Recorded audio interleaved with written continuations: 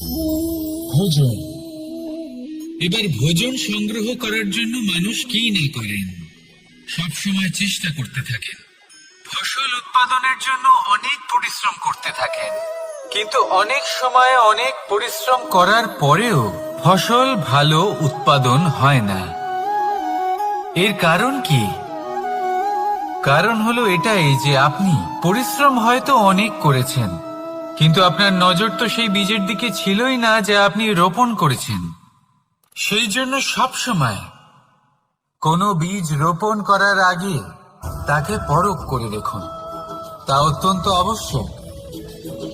আর সেইভাবেই যখনই কোনো কর্মের প্রশ্ন আসে, তাহলে সেখানে শুধুমাত্র পরিশ্রম যথেষ্ট নয়। সেই কাজের প্রতি আপনার কর্তব্য কি, আপনার উদ্দেশ্য কি, সেটা জানা হলো অত্যন্ত গুরুত্বপূর্ণ। তাই কর্ম করুন, কিন্তু সেই কর্মের প্রতি আপনার যা উদ্দেশ্য তার মাহাত্ম্য বুঝতে চেষ্টা করুন। তাহলে আসুন আমার সাথে ভালোবেসে বলুন, রাধা রাধা।